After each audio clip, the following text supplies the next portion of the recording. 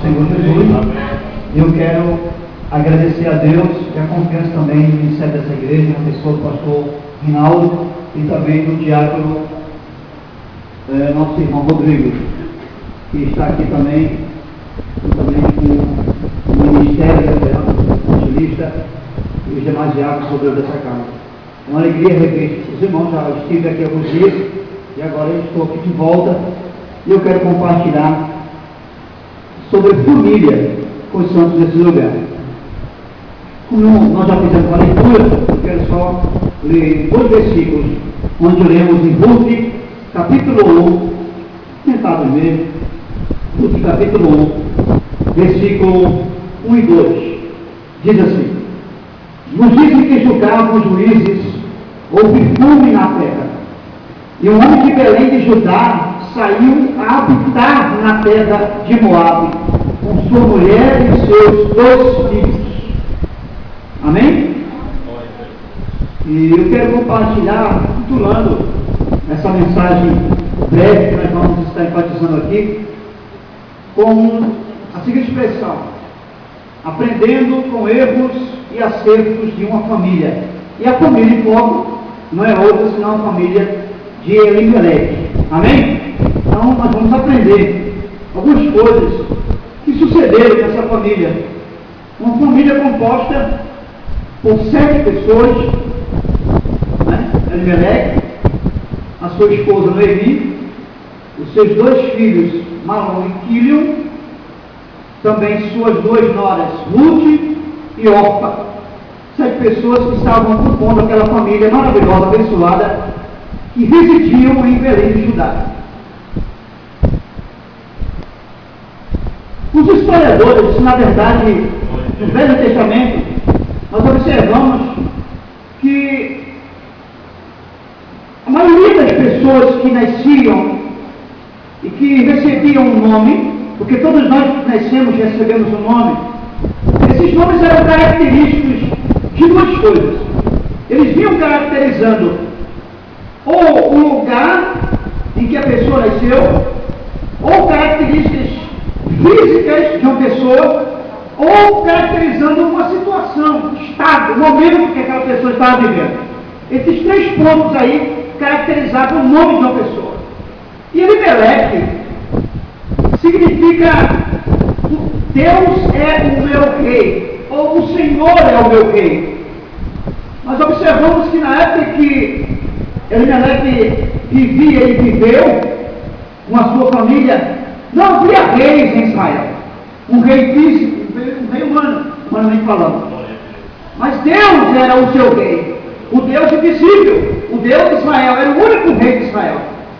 Posteriormente, acredito que o seu nome veio a ser Elimeleque justamente por viver esse período em que Israel era governado por líderes. E, em relação a Deus, era o único Deus invisível, porque os demais tinham reis, mas os reis eram visíveis, os reis eram humanos. Então, Israel se destacava por ter um rei invisível de todos as outras demais regiões, de povos. Então, Elimeleque significa Deus é o meu rei. Nós temos também Noemi, o seu nome também conhecido com a sua atitude em relação às suas 2 noras. A história relata que ela teve um comportamento dócil em relação às suas noras. E nós estaremos vendo essa situação. Então, Noemi significa doçura. Quilion significa fracasso. Lá na frente, nós vamos observar que muitos jovens eles faleceram. Malom também significa sofrimento. A palavra Ruth, nós temos o significado também a respeito de Ruth. O que é o seu nome Ruth? Significa amizade ou companheirismo. Na história de Ruth, nós observamos que ela era essa pessoa, companheira, amiga, doce também. E Orpa significa aquela que volta. E a sua história, muito pouco narrativa da sua história, os pontos que se relacionam a Orpa, foi muito rápido. E é o único momento que se ouve falar de Orpa, e nesse momento, ela também, seu nome retrata uma atitude que ela tomou, de retornar, de voltar Nivaldo. Muito bem, eu quero, nesse contexto, iniciar, realizando então essa rápida introdução, e falar sobre família. Não existe família que não passe por crises. Não, Rodrigo, evangelista Nivaldo. Não existe família que não passe por crises. Todas as famílias passam por crises. Umas maiores, outras menores. Mas todas as famílias passam por crises. Então não é de se estranhar passar uma crise dentro da sua família. E essa família, a família de Elimeleque, ela passou por uma crise muito grande. E não foi muito fácil passar por essa crise. A Escritura fala que, a princípio, nos dias que julgavam os juízes, como eu disse, Israel era julgado por líderes. Não havia reis em Israel. O rei era o Senhor, nosso Deus. Deus não havia ainda estabelecido rei sobre Israel, embora havia uma promessa. Lá em Abraão, quando ele se apresenta a Abraão, ele promete, diz que de ti sairiam príncipes e reis. Deus havia prometido, embora até então não havia cumprido essa promessa. Então Deus levantou juízes, e os juízes eram líderes, como Josué, como Moisés, como Samuel, e outros que antecederam, julgavam o povo de Israel, resolviam os seus problemas. E nesse tempo, acredita-se, os historiadores informam, que havia um tempo de paz. Esse período em que Elimeleque, a família de Elimeleque se encontra e se registra da sua história, fala-se que havia um período de paz. Mas durante esse período de paz, em que essa família se encontrava em Belém de Judá, houve também um período de crise. E essa crise não foi outra senão uma grande fome. E segundo as Escrituras, o texto que nós lemos, houve fome na terra. Elimeleque começou a ouvir rumores de fome, a ponto de que chegou essa fome, e essa fome estava cercando a sua casa, a sua família. Essa fome estava pairando sobre a casa de Elimeleque. Eu quero abrir um parênteses aqui. Nós estamos vivendo um período em que existe fomes, e muitas fomes. Existe fome na África e em muitos outros países do Oriente Médio. Aqui no nosso Brasil é um país fértil, mas há pessoas que infelizmente passam fome. Há pessoas que infelizmente passam fome. Mas eu não quero tratar aqui dessa fome física, mas em relação à família. Existem famílias que estão vivenciando uma crise de fome. Fome de compreensão um com o outro. Fome de comunicação dentro de casa. Fome de bons relacionamentos. Fome de tempo.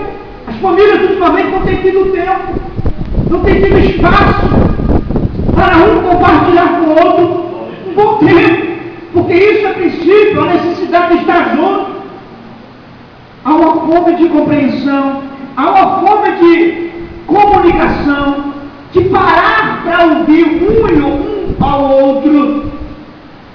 Estão vivenciando isso em famílias. A mídia tem criado, tem desenvolvido um caminho, um canal, onde tem desequilibrado esse laço familiar, e que tem gerado essa fome na família. Exemplo, quantos já não jantam mais na mesa? Quantas famílias, o filho janta na sala, vendo televisão, o pai e a mãe estão na mesa, mas os filhos estão na sala. Não existe mais filhos e pais comendo na mesa. E diga-se de passagem, a Escritura fala que existem 2 altares da nossa casa. Um deles chama-se mesa. Veja o valor espiritual que existe numa mesa. É um altar. Sua mesa é um altar. E quando Deus se refere aos sacerdotes da casa, porque quando Deus faz aliança com a casa, com os pais, Deus não fez aliança só com os pais. Deus fez aliança com toda a casa. Amém? Tanto é que o filho macho em Israel, ele é o quê? Circuncidado. significando que a aliança que Deus fez com Abraão, ou seja, com os pais, não é só os pais, está relacionada a toda a casa. Então todo tipo de casa tem que estar aliançado com Deus. Diga amém. São princípios. Mas eu não vou me ater aí. Mas eu quero que você entenda que há uma crise familiar. E nós que somos sacerdotes do lar, somos responsáveis. Tanto o pai como a mãe. São responsáveis pelos filhos, pelo crescimento, pela educação, pela comunicação. Eu sou responsável pelo meu bom relacionamento com a minha esposa. A minha esposa é responsável pelo bom relacionamento comigo, como esposa. E nós dois somos responsáveis pelo bom andamento da casa com os filhos. Ninguém escapa. Está todo mundo dentro do pacote. Está todo mundo relacionado. O princípio estabelecido é para casa. Então,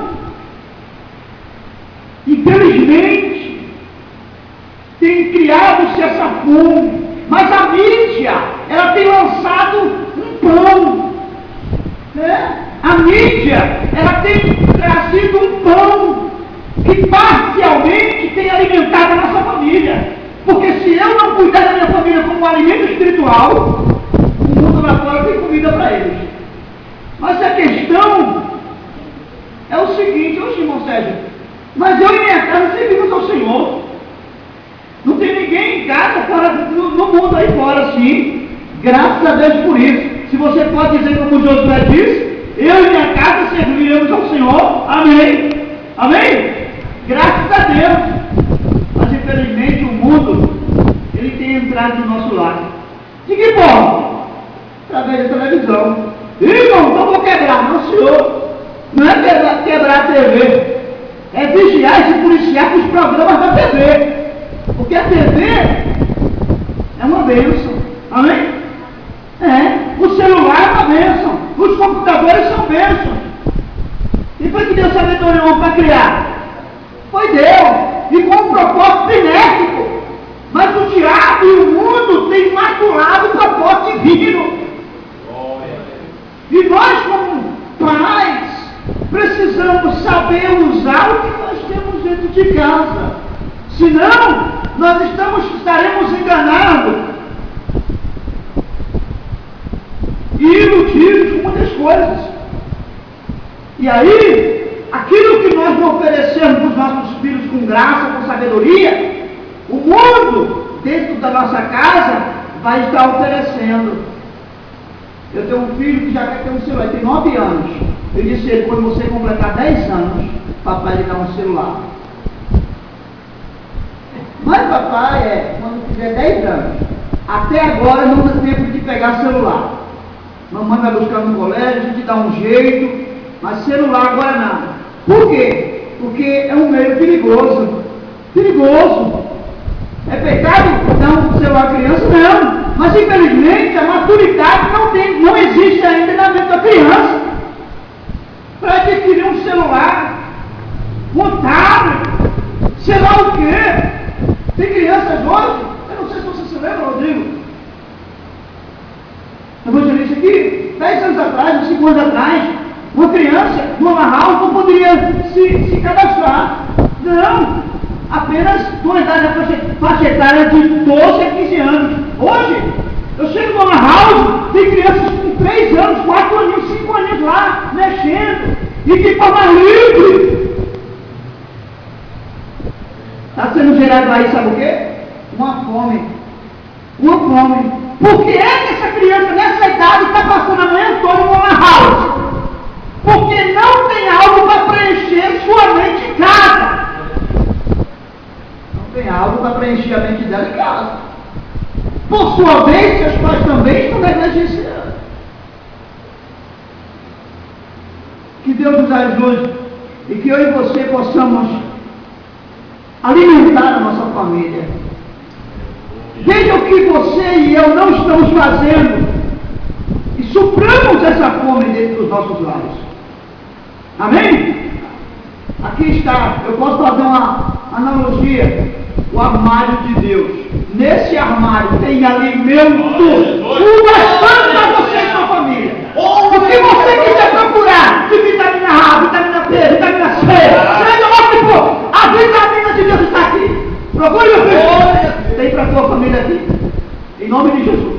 Bíblia Sagrada, Palavra de Deus. Mas a narrativa, o texto fala que havia, glória a Deus, a fome rondando e já estava cercando a casa de quem? Elimeleque. Casa refere-se à família, contexto familiar. Diante dessa situação, Elimeleque só podia fazer duas coisas. Primeiro, nada, ou ele não fazia nada, fazia vista grossa para o que estava acontecendo, porque ele já estava sabendo. Não comentava nada com a família, não vou comentar para não assustar ninguém, para ninguém entrar em pânico. Cuidado. E vou fazer vista grossa. Então ele vai cuidar de nós, afinal de contas eu sou judeu, sou filho da promessa. Quantos de nós estamos vendo dentro da nossa casa essa crise e estamos fazendo vista grossa? Estamos vendo um problema na vida do filho e dizendo assim, é criança, afinal de contas é criança mesmo. E esse velho ditado, porque é criança? Eu quero dizer uma coisa para você, criança, mas é uma alma. Ezequiel, o profeta, fala algo importante, isso me chama a atenção. Ele diz, a alma do pai é minha, a alma do filho é minha, a alma da mãe é a alma do filho também, mas a alma que pecar essa, morrerá. É criança, mas é uma alma. Se tem alma, então vai prestar conta com Deus.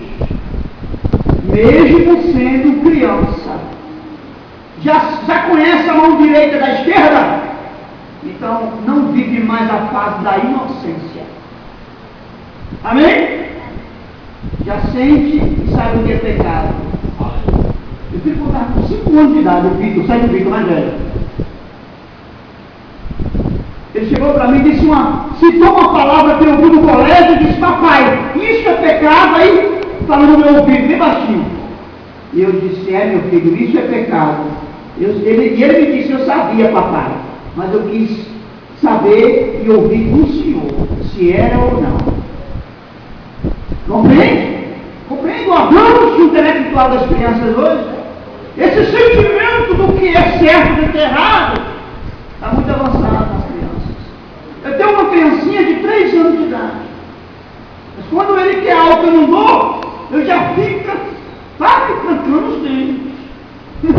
Já fica roxinho, sabe?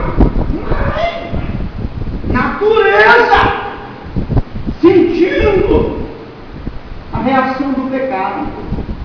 Compreende? Então, meu filho, é criança, mas é uma alma. Então, cuide dessa alma. Cuide dessa alma. Aplique o Evangelho a ela. Cuide dessa vida. Às vezes, você está passando por um problema com a mulher, a esposa em casa. Você está passando por esse problema. Às vezes, não quer resolver. Assim mesmo, vou orar por ela. Tem coisas que você tem que orar pela esposa, mas tem coisas que se resolvem num sentar e dialogar. Você sabia disso? Que uma conversa pode trazer muita solução. Às vezes, ignoramos isso e só ficamos no falar com Deus. Às vezes, um diálogo, um conversando com o outro, pode sarar feridas. Isso é importante. Podemos fazer vista grossa para aquilo que está acontecendo dentro de casa, não.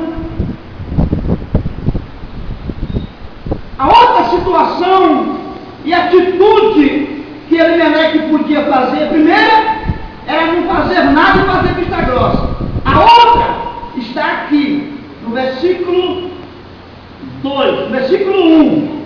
A parte B diz assim, o homem de Belém de Judá saiu a habitar a terra de Moabe.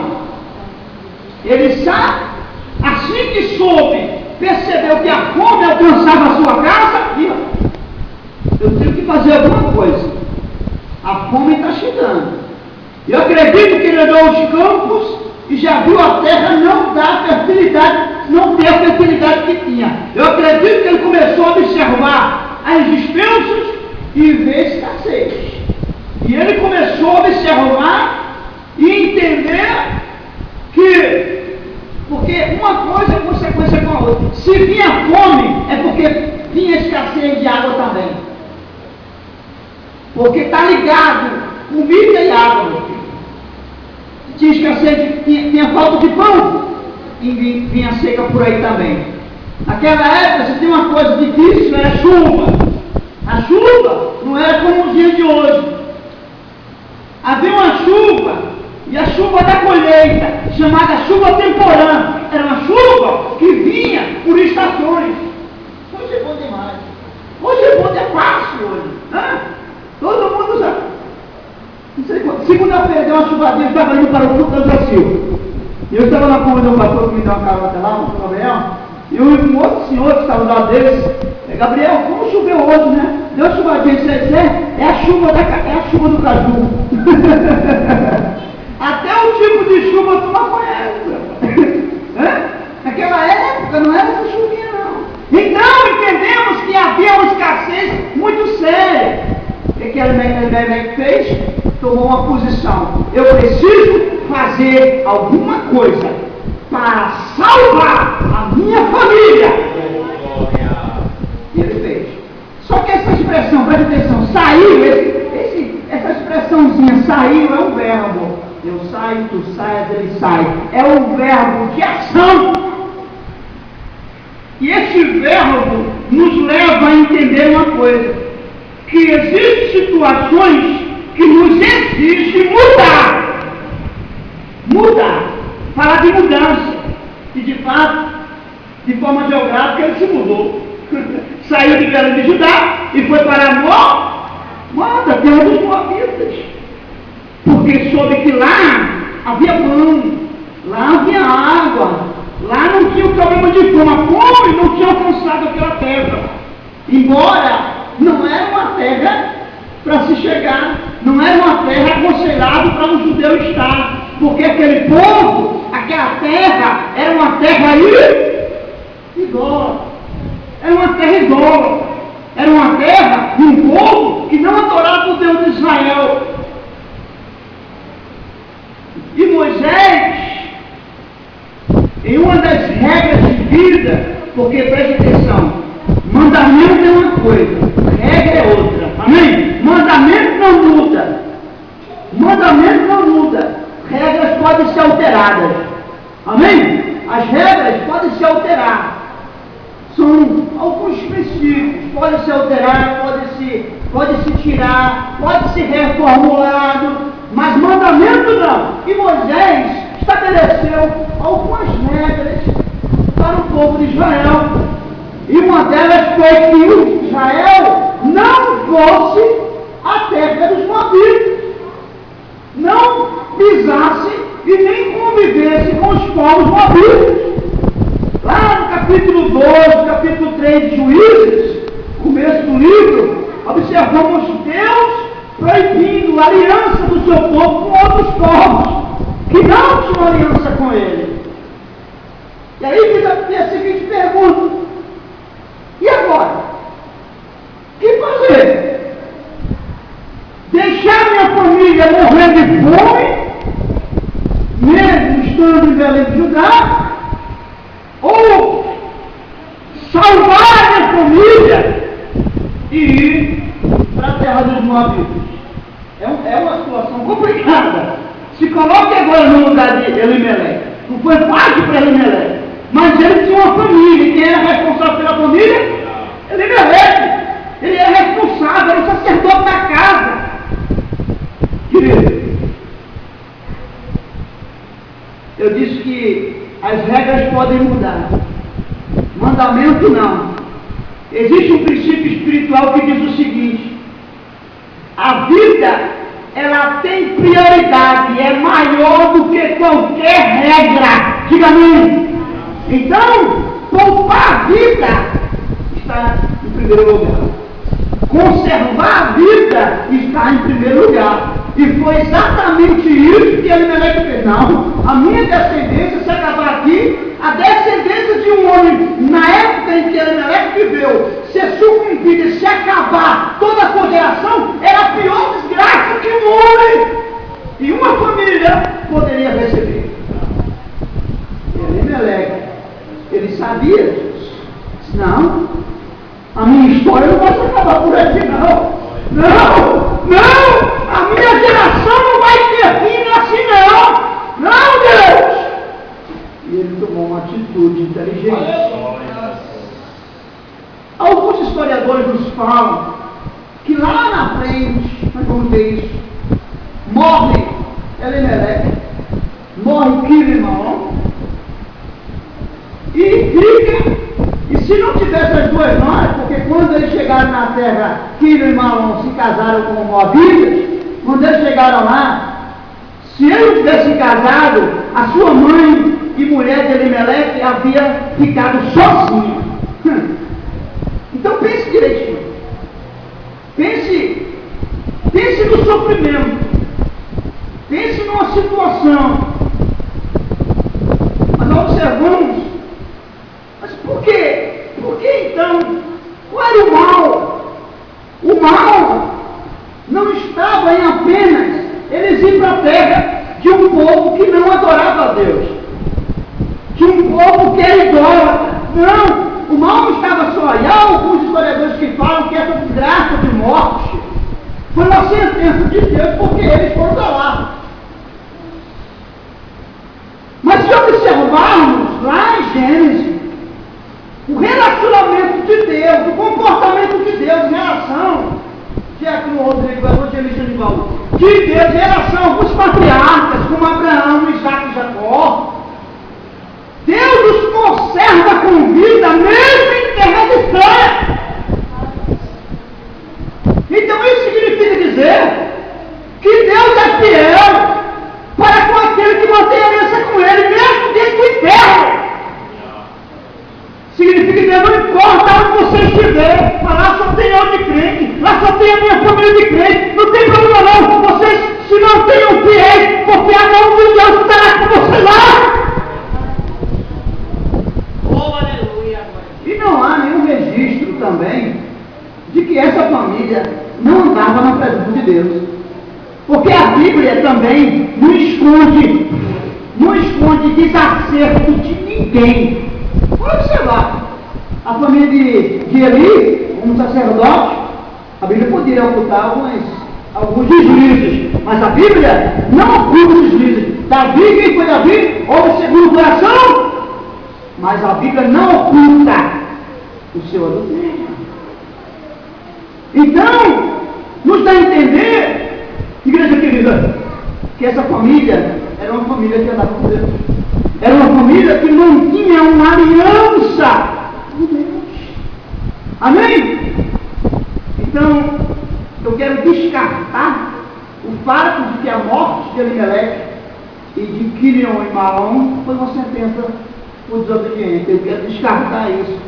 Mas acreditar que foi uma primazia, que foi uma atitude de priorizar a sua família. E aqui nós aprendemos com Elimeleque, que parcialmente cometendo um erro, de forma parcial. Por quê? Porque não era para ir para aquela terra. Embora ele teve um motivo maior, qual foi? Priorizar a vida e a sua família. A família, ela tem prioridade acima de toda e qualquer situação. Não existe vitória maior. Não existe nenhuma conquista que supere a conquista e a vitória da sua casa. Não existe. Acredite nisso. Faça como Elimeleque. Custe o que custar. Mantenha de pé a sua semente na presença de Deus. Deus estará também honrando. Mas quem eram os moabitas? Os moabitas eram descendência de Ló. Descendente de Ló, sim, sobrinho de Abraão, lembra? Quando Abraão roubou por Ló para sair de Sodoma e Gomorra e foram para lá? Então, Ló foi quem descendeu os moabitas. Como é que sucedeu isso? E por quê? Por mesmo descendência de Ló não eram filhos da aliança. Por quê? Lembra quando Ló saiu de Sodoma, o anjo deu uma ordem dizendo: não olhem para... A mulher de Ló olhou para trás. Então ele seguiu viagem com quem? Com as duas filhas, a mais velha, a Bíblia não revela o nome, e a mais nova. Daí então, o que acontece?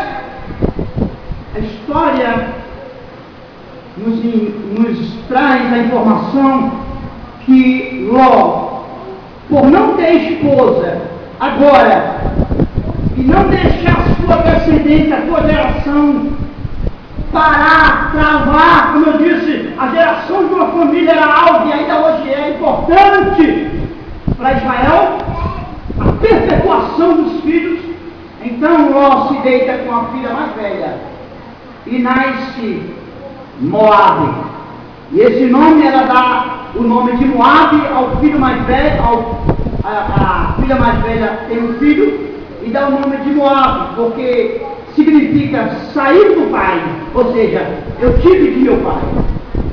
Depois ele tem um outro filho, que se chama Ben-Amim, ou Amon, e que significa parente de meu pai. Ou seja, saiu também do meu pai, mas é parente de meu pai. Isso significa o seguinte: o que foi que Ló fez? Ele gerou um incesto.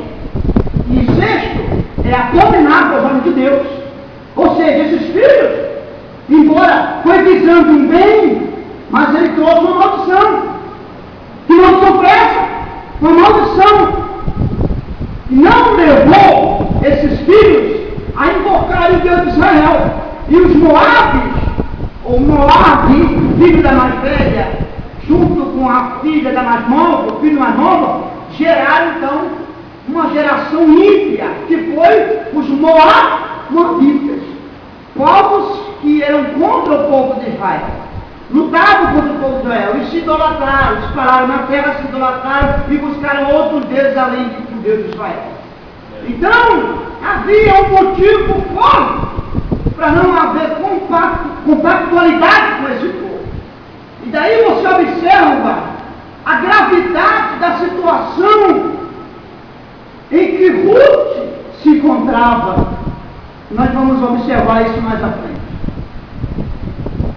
Eu quero também fazer uma observação em relação a Noemi. Ao chegar nessa terra, o que acontece? Ele sai de Belém de Judá,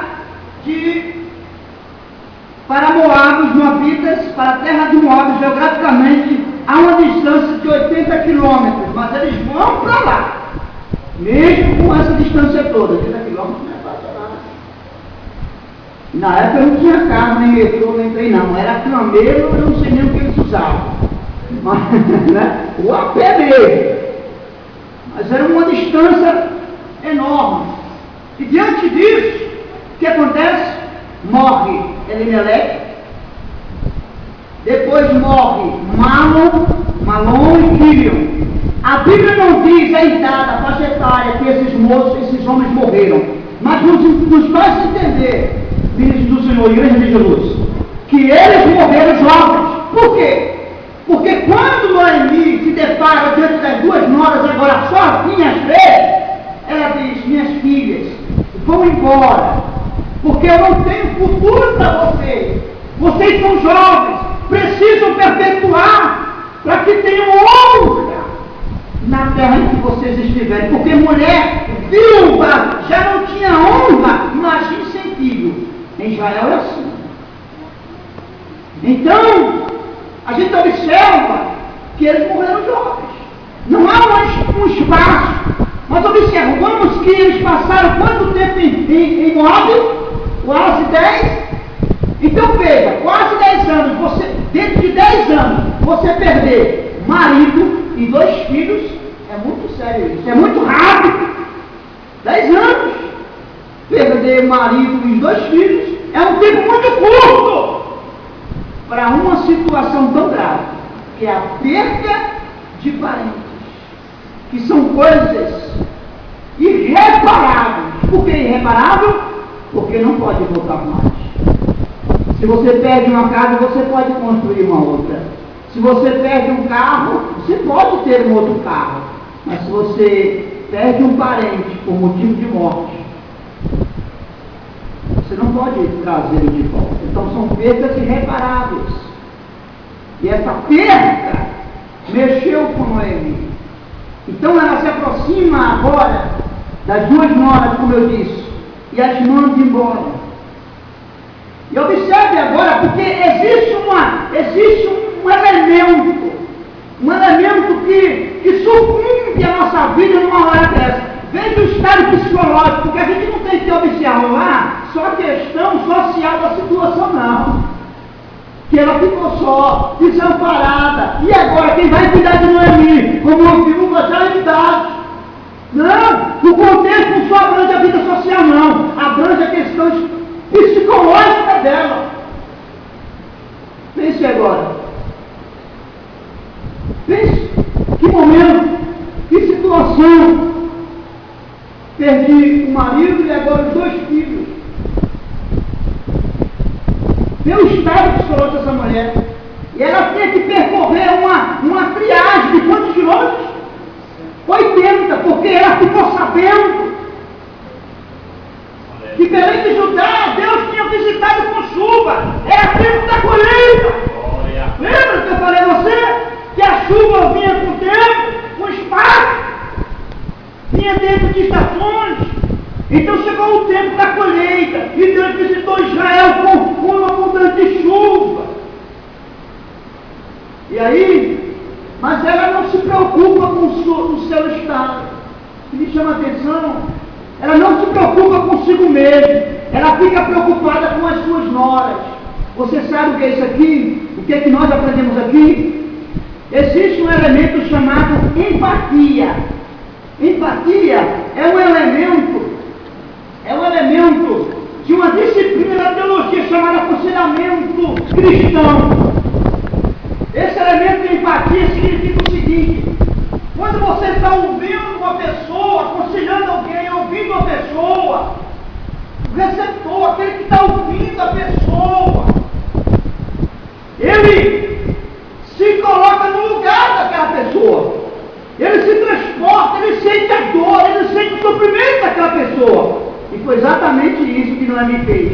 Noemi, ao invés de se preocupar com ela, com a sua velhice, com a sua viuvez, o fato de voltar para aquela terra sem ter nada, para começar uma história nova, ela se preocupou com as suas 2 noras. Querido, você sabia que muitas vezes, dentro de casa, nós somos muito egocêntricos? O egocentrismo, às vezes, quer dominar a gente. Quer ver uma coisa? Estou falando de família. Noemi se preocupou com quem? Com as 2 noras. Nora é família, é família. Há quem diga que não é, mas é. Nora é família. Eu quero dizer uma coisa para você aqui rapidinho. Sua família não é só seu marido e seus filhos, não. Quando se diz família, entra no contexto nora, sogro, sobrinho, a família da tua esposa, a família do teu esposo é tua família. Amém? Porque quando você se casa com o marido, não se casou só com ele, não. Se casou também com a família dele. E você, marido, se casou com a família da sua esposa. É muito sério isso. Porque observamos que Ruth disse o quê? O teu povo será o meu povo. Atitude nobre, atitude de grandeza. Então ela quis dizer o seguinte: seu povo é meu povo, sua família, Noemi, é minha família. Será que eu estou em condições de apto para dizer à minha sogra, à minha esposa, sua mãe é minha mãe? Ou ela dizer para mim, seu pai é meu pai? O seu irmão é meu irmão.